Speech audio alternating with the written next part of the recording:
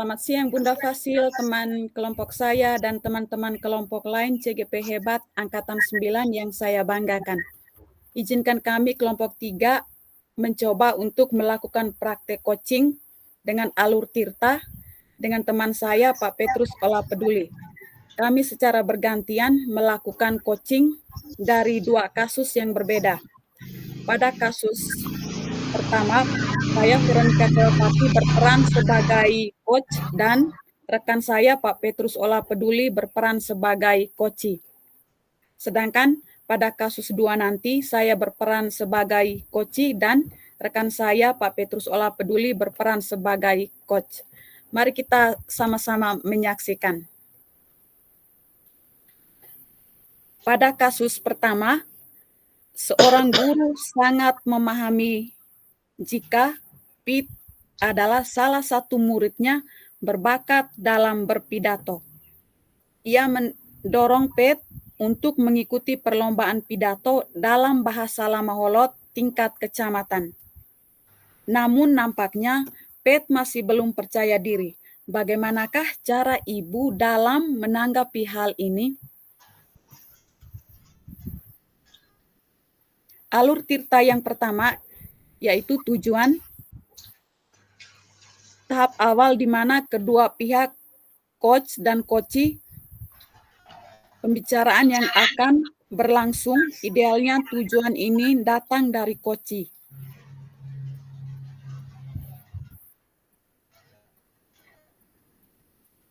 Baiklah Pet, maaf. Baiklah Pet, mohon maaf. Ibu mengganggu waktu kamu. Begini Pet, Ibu dengar Pet ditunjuk untuk mengikuti lomba pidato bahasa Lamaholot tingkat kecamatan. Tetapi Ibu lihat Pet kurang begitu semangat untuk mengikutinya. Kira-kira apa penyebabnya?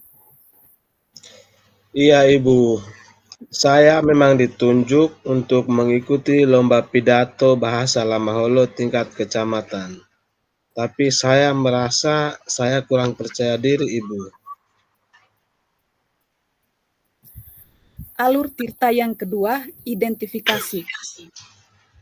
Coach melakukan panggilan dan pemetaan situasi yang sedang dibicarakan dan menghubungkan dengan fakta-fakta yang ada pada saat sesi.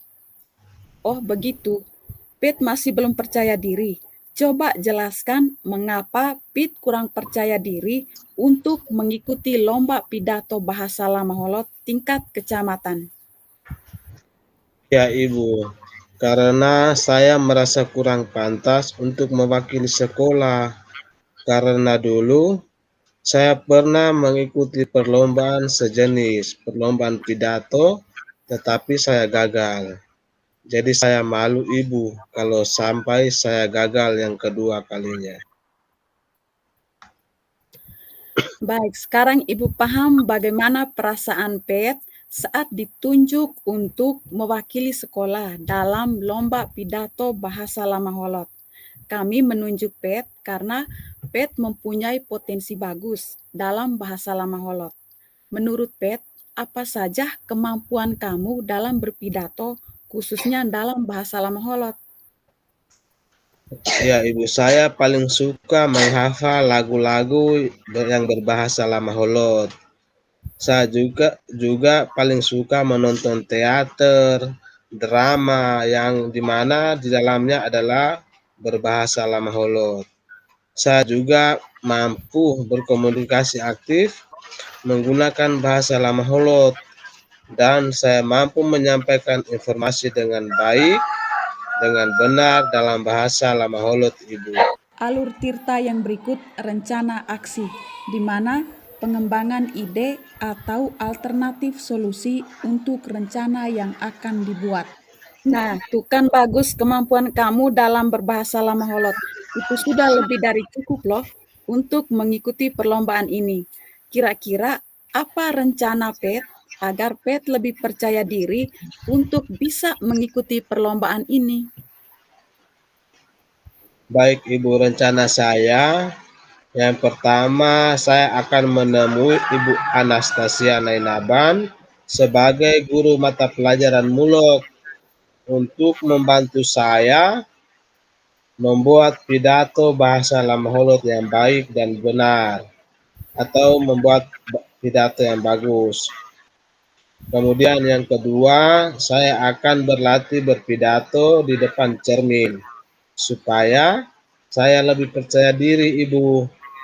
Selanjutnya, saya juga akan mencoba untuk berpidato di depan Ibu Ana dan teman-teman saya, supaya saya lebih percaya diri dan mencoba untuk menghilangkan rasa trauma saya atas kegagalan saya waktu dulu, Ibu, ketika mengikuti lomba pidato bahasa Lamaholot.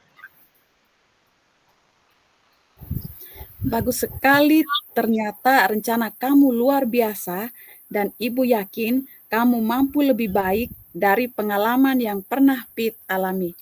Apakah Pit sekarang sudah merasa percaya diri untuk mengikuti lomba pidato bahasa Lamaholot tingkat kecamatan? Oh, puji Tuhan, Ibu, saya sekarang lebih percaya diri untuk mengikuti lomba pidato bahasa Lamaholot tingkat kecamatan ini. Terima kasih ya, Bu. Sama-sama, Pet. Semoga dalam persiapan lomba berjalan dengan lancar dan nantinya Pet betul-betul siap untuk mengikuti lomba ini. Selanjutnya, adakah komitmen Pet terhadap lomba ini? Ya, Ibu, komitmen saya untuk persiapan lomba berpidato dalam bahasa Lamaholot ini, saya akan berlatih dengan sungguh-sungguh dengan Ibu Anastasia, dan juga saya akan berlatih dengan guru bahasa Indonesia di sekolah. Mudah-mudahan ini bisa menjadi jalan terbaik saya untuk bisa menjadi yang lebih baik dan bisa membawa nama baik sekolah dan juga nama baik keluarga Ibu. Ibu sangat setuju sekali dengan komitmen Pet. Mudah-mudahan Pet sukses dan bisa jadi juara. Terima kasih, Ibu.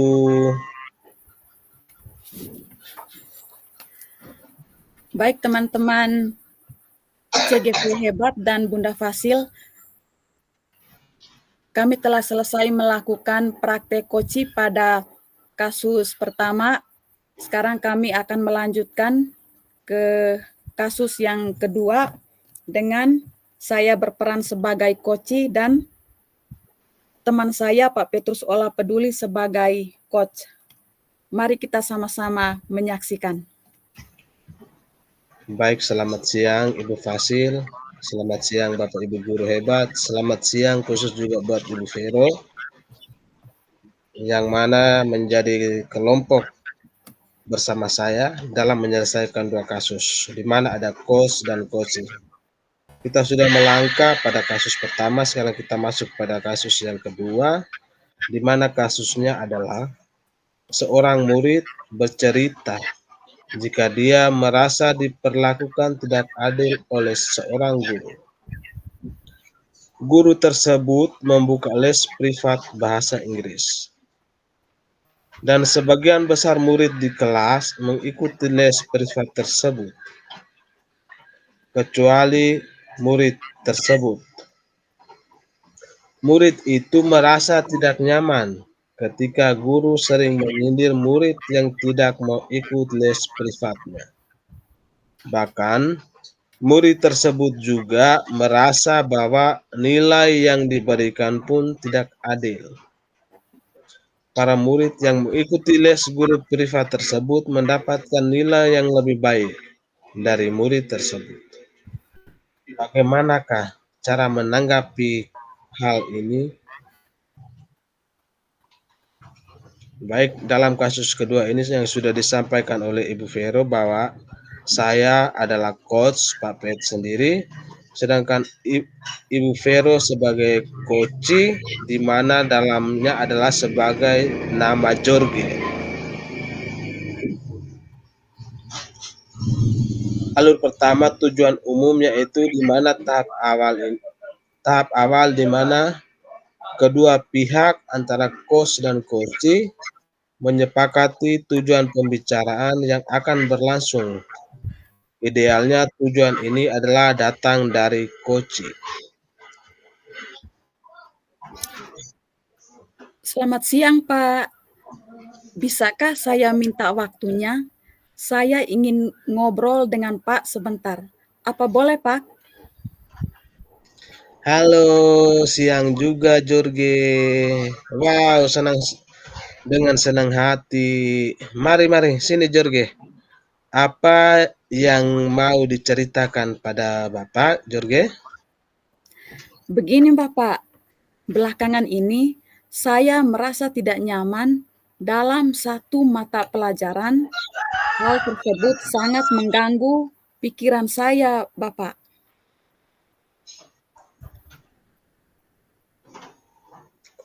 Kira-kira apa yang bisa Pak bantu dan apa yang Jorge ingin capai di akhir diskusi kita nanti?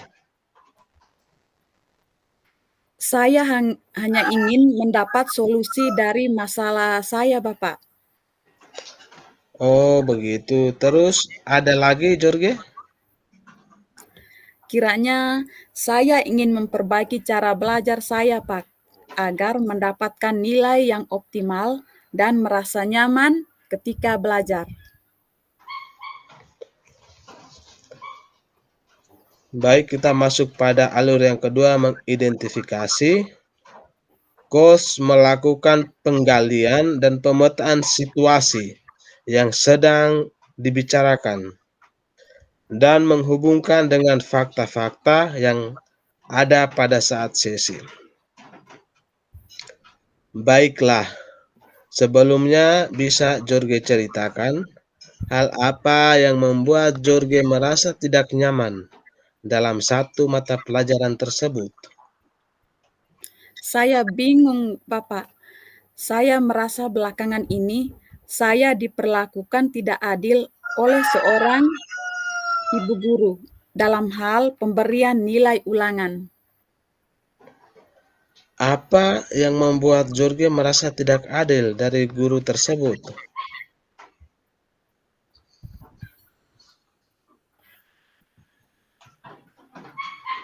Begini, Pak.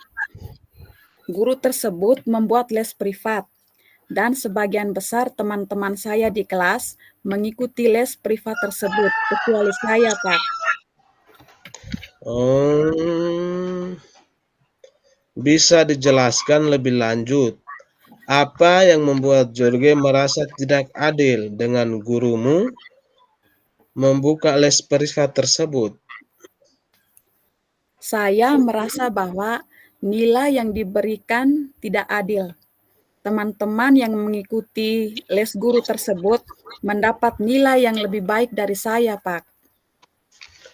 Oh, begitu rupanya. Baik, Pak mulai memahami sekarang. Selain nilai Jorge yang dapat dari ulangan, hal apa lagi yang membuat Jorge merasa tidak nyaman? Saya juga merasa tidak nyaman ketika guru sering menyindir murid yang tidak mau ikut les privatnya, Bapak. Boleh Pak tahu seperti apa bentuk sindiran tersebut? Beliau berkata, anak-anak dapat mengikuti les privat apabila memiliki kesulitan dalam belajar. Apa yang membebani pikiran Jorge setelah guru tersebut berkata demikian? Saya jadi merasa guru tersebut menyindir saya, Pak, karena tidak mengikuti les privatnya. Oh, seperti itu ya rupanya. Iya, Pak, saya merasa tidak nyaman. Selama ini ada langkah-langkah apa yang telah Jorge lakukan untuk mengobati rasa ingin tahu tentang hal-hal itu? Saya menanyakan kepada teman-teman yang mengikuti les privat tersebut, Pak. Apa yang Jorge tanyakan pada teman-temanmu? Saya bertanya pemahaman mereka tentang materi yang disampaikan setelah mengikuti les privat tersebut, Pak. Lalu, apa kata teman-teman Jorge? Mereka bilang lebih paham, Pak, dengan menyelesaikan soal-soal karena mereka dilatih dengan berbagai jenis soal. Kalau dari Jorge sendiri, kiranya apa yang ingin Jorge lakukan? Begini, Bapak, sebenarnya saya berencana menemui guru tersebut untuk mengkonfirmasi dugaan saya. Terus kenapa Jorge tidak lakukan? Saya masih ragu, Pak. Saya takut dimarahi guru tersebut. Apakah sebelumnya kamu pernah dimarahi oleh guru tersebut? Tidak, Pak. Kenapa tidak Jorge coba? Benar, Pak. Seharusnya saya mencoba untuk menemui guru tersebut ya, Bapak. Bagus. Setelah kamu bertemu guru tersebut, apa yang ingin kamu sampaikan? Saya ingin sampaikan bahwa saya tidak ikut les dan bertanya apakah itu mempengaruhi nilai saya di kelas. Selain itu, saya ingin mengkonfirmasi alasan saya mendapat nilai kecil. Bagus, ayo lakukan itu, Nak.